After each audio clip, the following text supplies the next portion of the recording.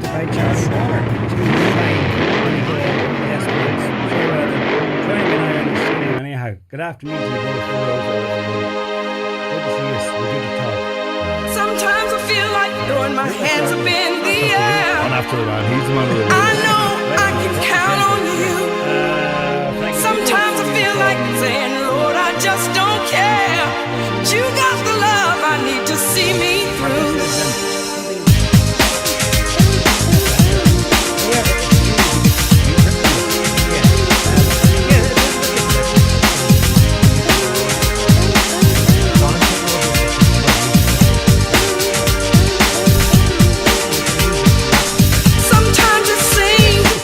You know. Okay. Play. All right. And you are front and centre. And I am front and centre, yes. Is it you and only you? It is, well, I'm the only actor, but we Yeah. have a fantastic musician and sound technician called Kieran O'Neill, who's operating the sound, and he's doing half of the show is his stuff. It's really intrinsic to it. All right. Which I am the only one on the stage. So, Charlie, where do you come in? I just come in and take out the big stick and tell them all they're terrible and you know, Yeah. come after them and tell them to cop on to life and Get a move their act on. together. Pull their socks up. All right.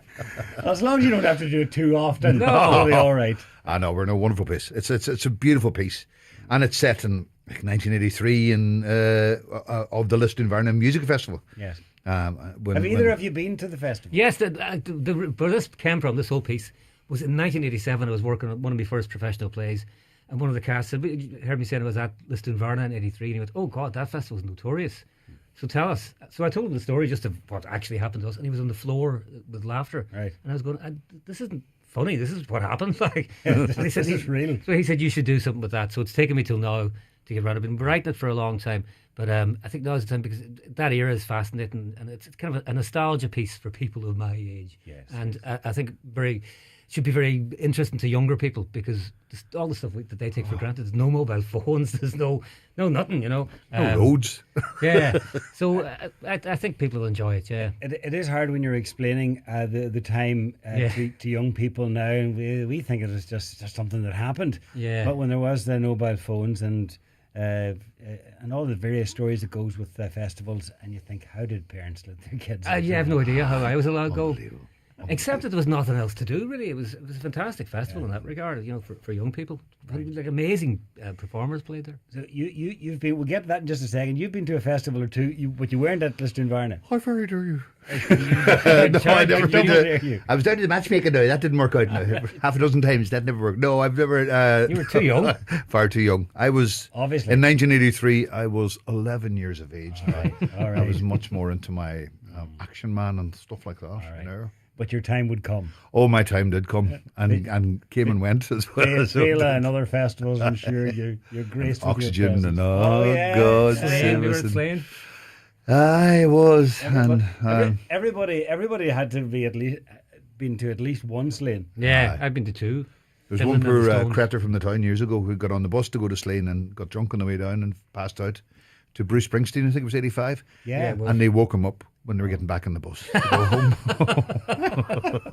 Yeah, stories like that are in this show. Yeah. Half a Balbuffet who knows who that is. I'm not saying who it is. I remember going to a festival in England on a bus. There was a bus and ferry back then with a fella, and didn't come back with him.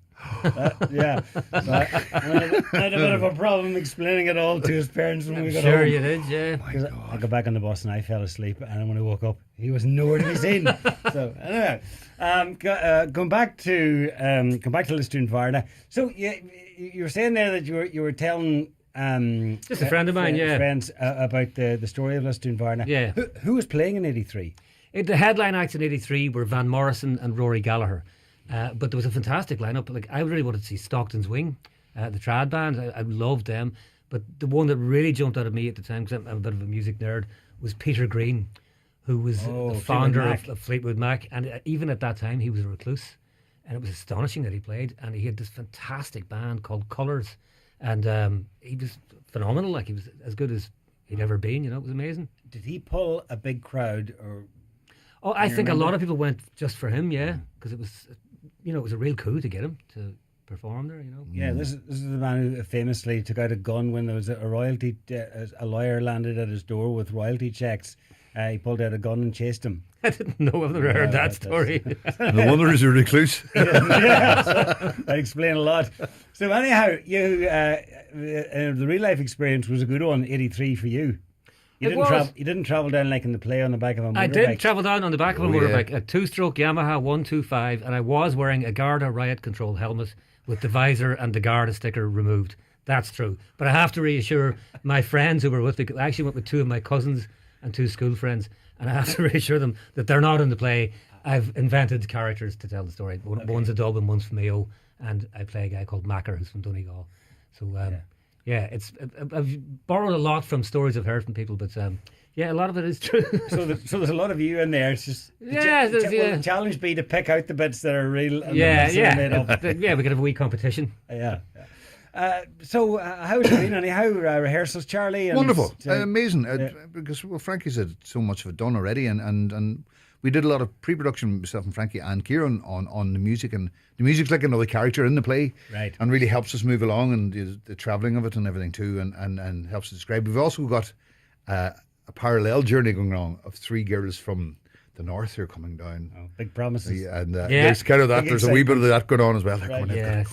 and everything coming out. It's all very, very exciting altogether, And so we've got this lovely parallel of these 3 young fellas and then these 3 great girls coming down as well. And okay. Yeah, it's smashing. And it's all about, of that age, like there was so little going on for everyone and so much depression and so much repression and everything happening as well. The troubles and everything that, like this was such a shaft of light. And, it was like I kept talking about the Emerald City. They're all following the yellow brick road to get to, because there was nothing like that at the time. This was like such a one-off kind of situation, and and it's beautiful that you get that hope that comes from that as well. Yeah. I suppose for those that lived through it, we didn't really realise at the time just how bleak it was, but it was things like this and concerts like that or festivals like that and concerts like Slane and so on that it was a bit of a shining light. Absolutely, yeah. I think that's why my mum allowed me to go, because there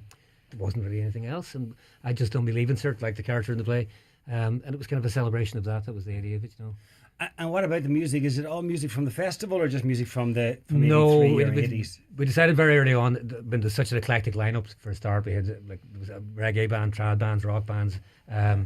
So we've just created our own score that sort of does all the work in that regard for us. But we're not trying to do an impression of Rory Gallagher or Van Morrison. You couldn't, sure, And we've also tried to keep it quite sparse, so that we've created most of the music ourselves with very basic instruments.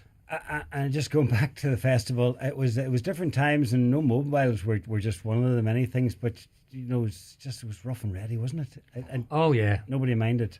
Well, it was in a bit of a haze, I'm sure. It was various sorts. Yeah. Well, it's in the play, but I think it's true as well. We hadn't even rehearsed putting the tent up before we got to Lisdoon Nirvana. Who does? And we got to Lisdoon Nirvana and discovered that we didn't have a rain sheet. So. And it rained probably. Of course it rained. Yeah. We got a big sheet of plastic and covered the tent in that. Yeah. But it didn't work properly. You know what I mean? And the bike doesn't travel very well. It goes at 40 mile an hour max, but because there's 2 on the back of it, it can only go at like 20 miles an hour. No, the 60 max. 60, 40 sorry, with us. and then 40. So 40 with 2. Yes, and it has to stop to cool down every 20 minutes. Yeah. That's all true. That's all true. But that was like a lot of transport in the 80s. Yeah. So they stopped exactly, they stopped and smoke fags while the engine was ticking down. Okay. So epic isn't the word for it, really.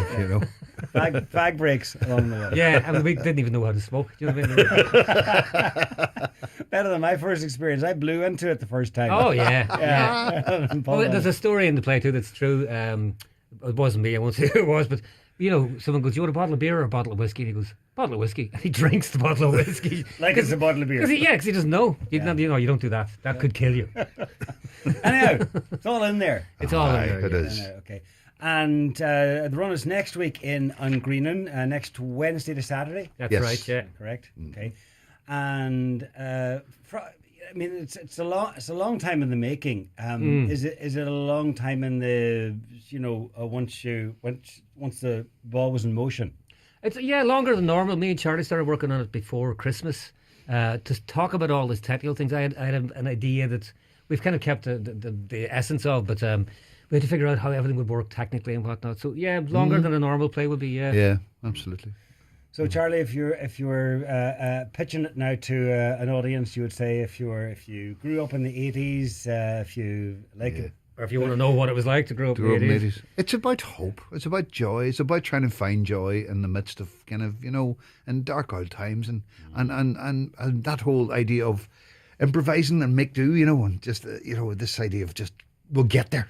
Just as long as we commit to the idea. It's that lovely romance of that as well. And what they learn from each other and what they learn about themselves while they're there as well is wonderful too. But there was a lot of that going on in the 80s. You had a goal, or you had an end an end game, but it was how you get there. It was about the journey. Yeah, absolutely. That's what the play is about as well. Yeah.